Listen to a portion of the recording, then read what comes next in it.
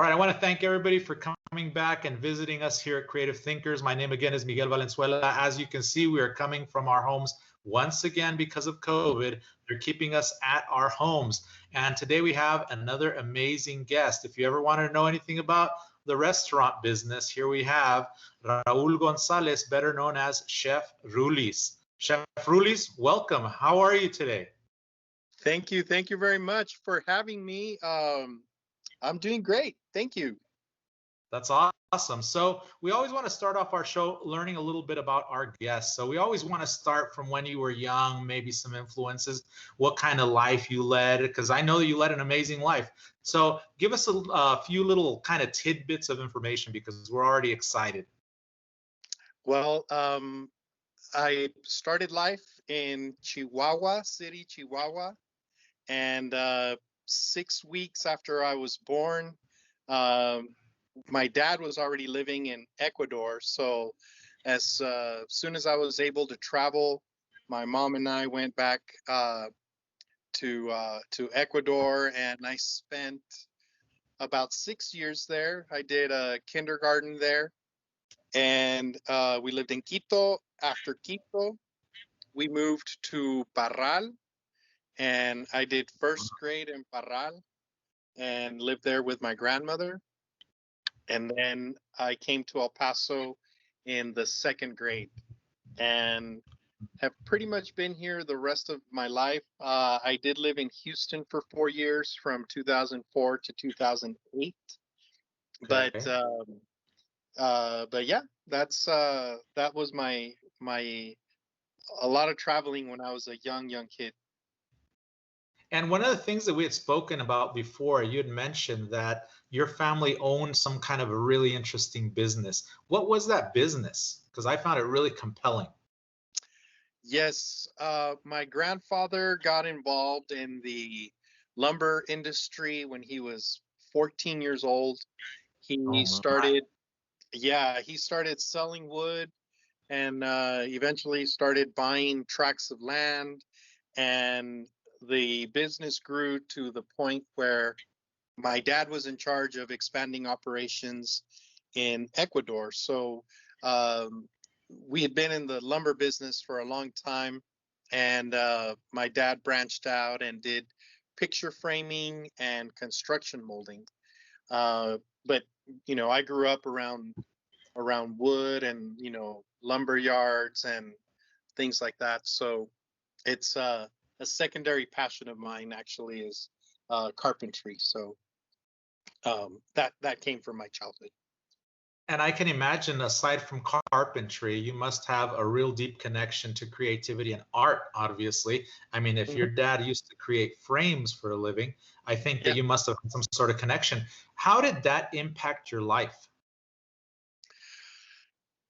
Well, I was surrounded by beauty, really Mhm. with the art community, going to my dad's place to buy picture frames. I met a lot of people very young, and my dad has always loved art, and he bought stuff from all his travels, and so I was surrounded by it. Um, I was surrounded by good food, um, Yeah, I can aesthetic. imagine. Yeah. So all those things kind of, work together to get the creative juices, flowing. Being around creative people, being around, um, works of art. Like I said, I grew up around beauty. And those things influence the way I think, um, and I'm very much I'm very balanced when it comes to left brain, right brain, Right. but I think that that the right side of my brain uh, got a good kickstart when I was young, because of the art, because of the song, music, just Yeah. everything. You know, my parents threw a lot of parties, and then I threw parties in high school, and and now we throw a party every day. Like hospitality definitely is in the blood for us. That's really, really cool. So, as you were growing up, aside from the influences that you had from being part of that business where you're kind of influenced by all the beauty that surrounds you, when you were growing up, did you have a mentor of any sort? Because now you're not in that field. Now you're more in the restaurant business. So, give us a little idea of that transition. Like, what else did you do? Well, in high school, when I was 15 is when I started to really mess around in the kitchen. I, Mhm. started eating real food really young. So, um, oysters and things like that when I was 3 years old.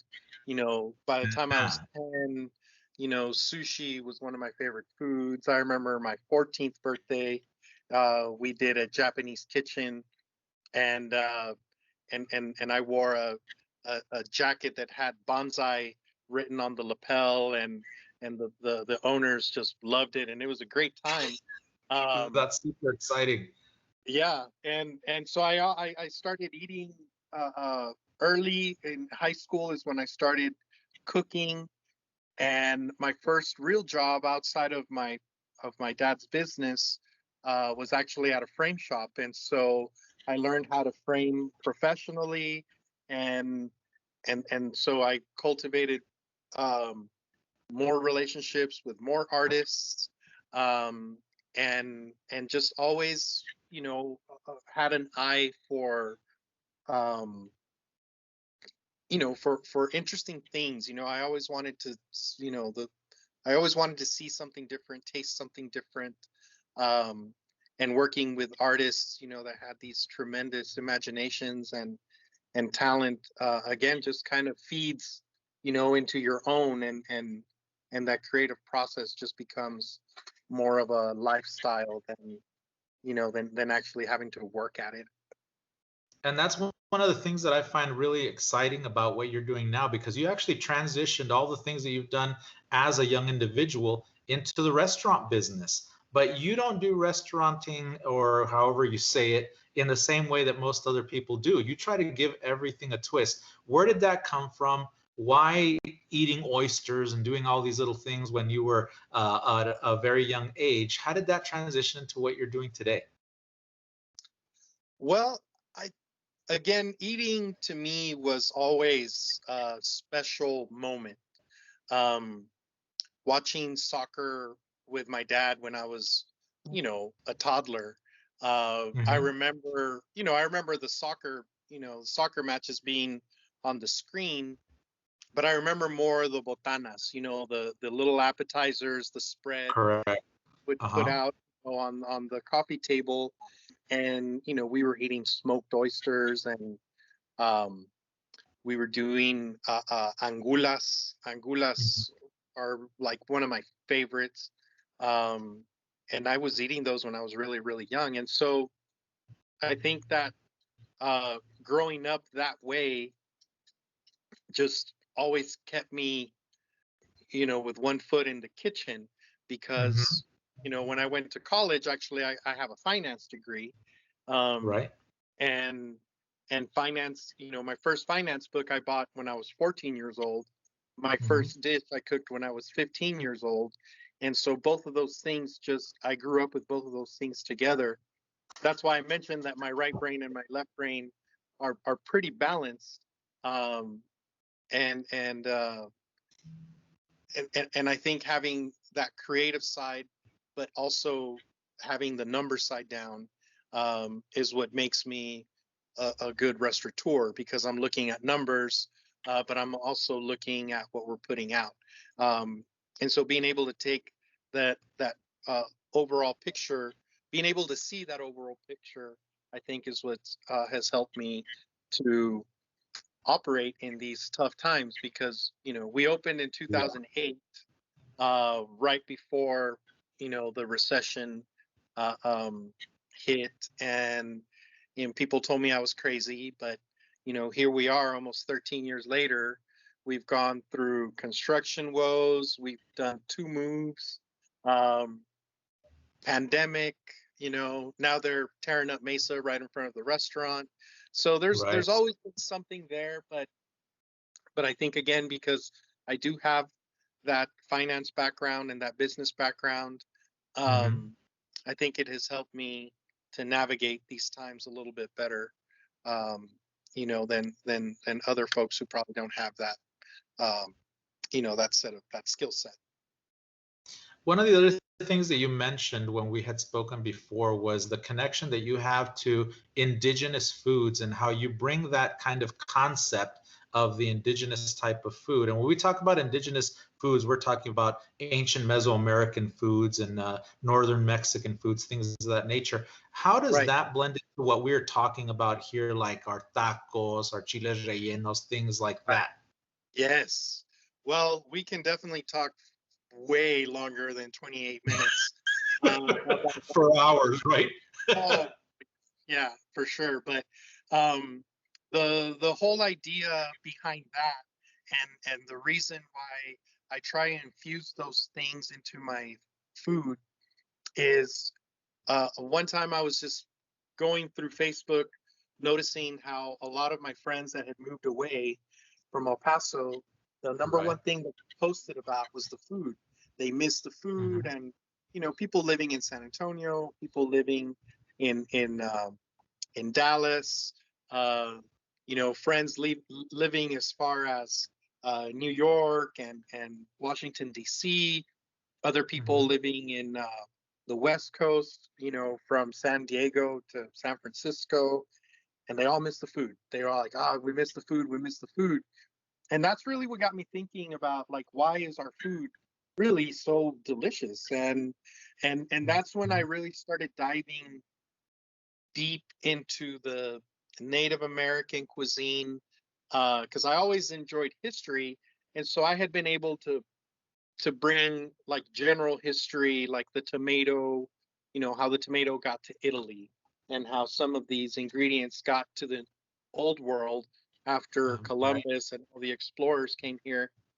Um, but but but what I started to do more in depth was the relationship, like, right here, kind of the micro, uh, um, the micro world where our food, El Paso food, or how I call it Tuco cuisine, kind of really Right. evolved.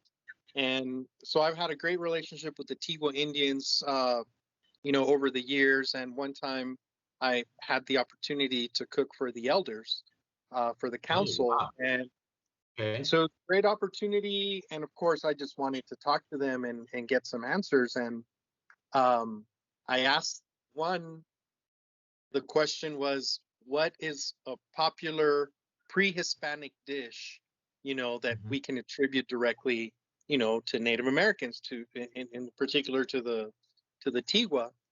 Okay. And then she started saying, "Oh, well, chile colorado is really good. It's really popular, and we do it at festivals and things like that." And the Mhm. moment she said chile colorado, and probably because she said it in Spanish, I immediately, my brain was like, wait, what? It's like chile colorado is Mexican. It's like, how come you're saying chile colorado, right? But of course, I'm talking to an elder, and so quickly my mind was just like rearranging itself, because it was like mind blown. It exploded, and I had to put it back together. And then I realized it's like Right. all Mexican food is really the fusion, or the mestizaje, of Mhm. European and Native American culture and technique and systems and food. Um, so so Mexican food, I say, should be called mestizo food, Okay. because that's how it happened. It was the mixing of the Spanish and the Native Americans that gave Mhm. us Mexicans, and it's the same thing that happened with food. We mixed those two cultures together, and we got Mexican food. And if we look at the different regions of Mexico, well, we're going to have different foods. So the Mexican food that we love here is northern Mexican food, and it is basically a product of its environment. Mhm. So you go back to, the 1500s when explorers first came here, and then the 1600s when There was more Native American activity with the Tiguas and everything moving down into the area. The 1700s, you know, a lot more Spanish activity. Ranching is born because before the Spanish came here, we didn't have ranches, we didn't have cowboys, we didn't have any of that. We didn't have cattle. You know, we didn't have cows, we didn't have pigs. There was a lot of stuff we didn't have. And so them bringing all that food over, you know, eventually their food started changing, and we come up with food that is now fairly unique to our area. If you go up to Albuquerque or Santa Fe, their Mexican food is different. If you go down to San Antonio, their Mexican food is different. Again, it's environment. And our environment was very special because back then, the river, the Rio Grande, the Rio Bravo, you know, looking at it now, you know, you probably wonder, why would they call this river, you know, the big river, or this, you know, angry river? And the truth was that, you know, back then the river was about a mile wide, and it was very big, and it was very wild. I mean, in the late 1800s, our border, the U.S.-Mexico border, was consistently changing because the river was just running wild. And you know, and we had a forest here. You know, the land looked very different. But the food the land changed, but the food stayed the same. And so that food has history, and I respect that history. So I learn, as I mentioned my little saying earlier, you got to learn the rules, you know, before you can break them. And so I respect, yeah, so I respect where the food comes from, and I respect the ingredients, and I respect, you know, what got us here.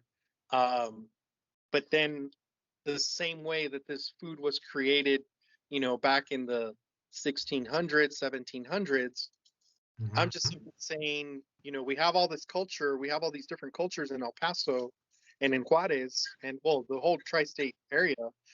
Correct. You know, it's like, why did the evolution stop? You know, and so to me, it's like, well, no, we got to keep the evolution going.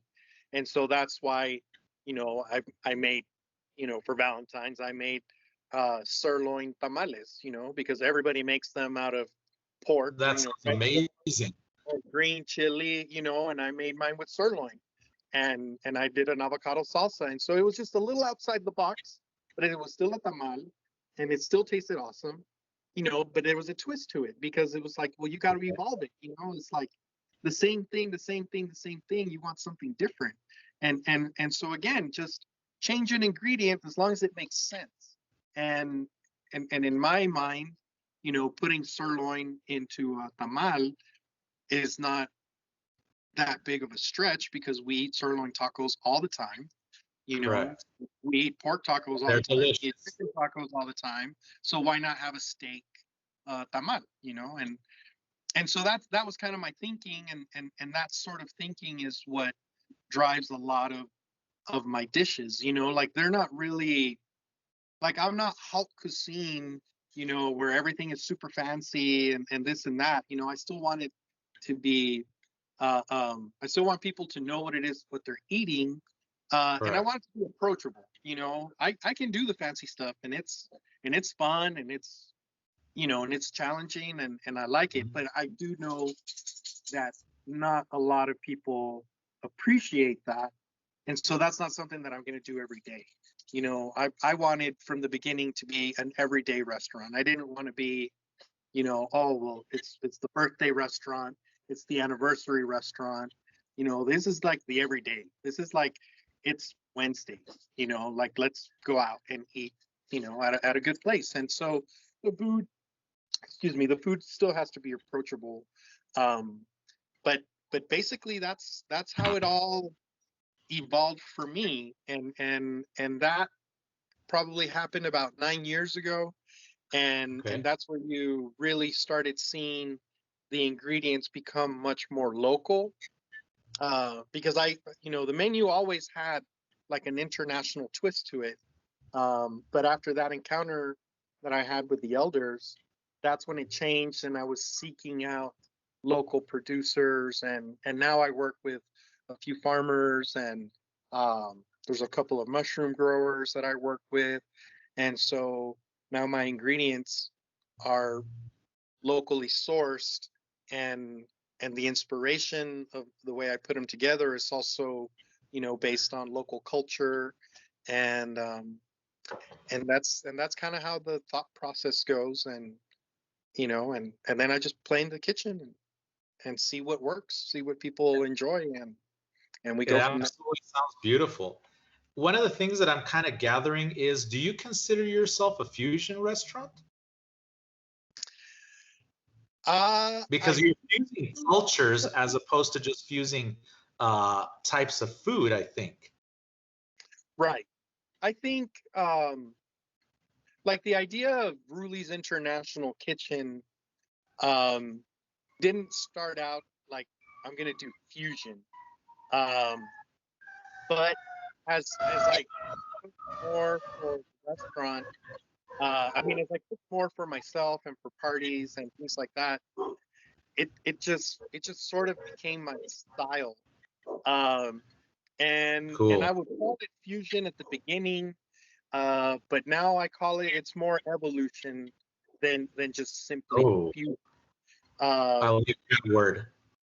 yeah, well, like, because I think that that's sort of what we're doing, in the kitchen. We're taking a dish, and like sushi, I did a sushi episode for the Chuko cooking show, Hmm. and sushi at its you know most basic, it's just rice and some vegetables and some fish, and that's traditional, and for hundreds of years nobody messed with it, right? Right, right. But What then did the you do? I'm excited to hear it. yeah, well, then the Japanese came to Juarez, and with the maquilas, which the whole twin plant and maquiladoras, it all started in the 60s, but then it really picked up steam in the 80s, Hmm. and then by the time NAFTA, got approved, they were all lined up. And Right, so right. what was happening was that these Japanese companies, um, like Toshiba, Yasaki, um, Masimoto, they were Hmm. all setting up their production in Juarez, and all of their engineers, all of their supervisors, all of the managers, all the top brass were Japanese. And so they were bringing Japanese families with them because they were doing, 3 to 5 year contracts. Correct. And eventually, since the majority of them were working in Juarez, sushi places started to pop up in Juarez, and at first, I've noticed that. A lot of right? sushi places, a lot of Asian infused places in Mexico and Juarez, actually, which is Oh, pretty amazing because we don't generally see that. So it wasn't until the maquiladoras came in that that started to happen. well, for the Japanese, for Yes. the Chinese actually have been here since the late 1800s, right around 1880, 1890s was when the railroad got here, and the Chinese were building the railroads. There were some Japanese. There are stories. There's a friend of mine who's Japanese who told me that his ancestors came with the railroad builders, and like most of them were Chinese, but there was like a Japanese family or two that was working there and stayed here. Um, That's so the pretty Chinese, interesting just by itself, I think, because once we start getting in other cultures, then we start blending all of this together. One of the things that you mentioned just a moment ago was that you are doing something online. We're running out of time very quickly because this show just kind of whizzes by, but tell us a little bit about that. okay, so I have the YouTube channel. You can find it under Chef Rulies, Okay. and we do the Chuco Cooking Show, which is my friend Alex Carrizales and my friend and myself, and we film these stories, these snippets, and we tell you kind of how things happen, and that's on YouTube. There's probably about 25 different videos. There's 15 actual episodes, Mm-hmm. and a lot of little snippets, cooking demos, recipes, and things like that. I'm also on Facebook and on Instagram as Mm-hmm. Chef Rulies, and then Facebook has the Rulies International Kitchen page, and it has the Chuco Cooking Show page as well. And so we try and deliver that those stories through that medium, and a lot of those stories are in the menu. You know, the menu itself, I think, has, you know, a bit of a personality because the stories behind each dish. You know, there's no dish that was just put on there as filler. You know, every dish is in there for a reason, and every dish has, you know, a story. Um, and and so that I think plays into the experience that I want people to have when they visit the restaurant. And the restaurant is located on Mesa, right? Between Executive and Sun Bowl, I believe. Yeah. Pretty. We're closer. We're 3 buildings from Executive Center. So we're 4176 is the address, 79902. Okay. There's some construction going on right now, but it's still fairly easy to get to us. So it shouldn't be too bad. Very nice. What can people expect when going there? Because I know that you did a little bit of remodeling because of the whole COVID situation. Right. Can anybody come right now? What's the situation with eating at Rulis? At Rulies, well, we just invested, and we have a nice patio set up for dining when the weather's nice. We also opened up these windows, so the entire restaurant now feels like a sunroom. And all our tables are 6 feet apart. We're at 50% capacity right now, and I think people go to the restaurant right now and they're going to feel very cozy. It's a very warm place. There's lots of plants.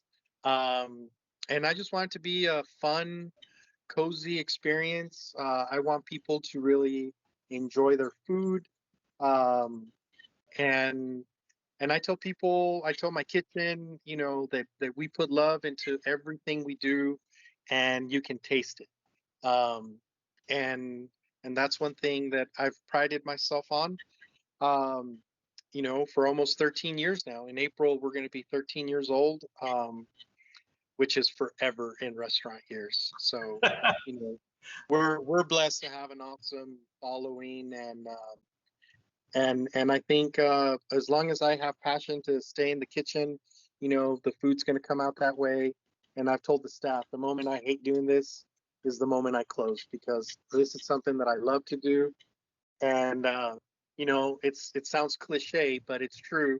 If you love what you do, you never work a day in your life, and that's what I'm living right now. Well, that's an amazing story. I wanted to thank you for being part of the show and being our guest, because I know that you're a very busy individual with all the things that you have going on. So I hope you enjoyed yourself.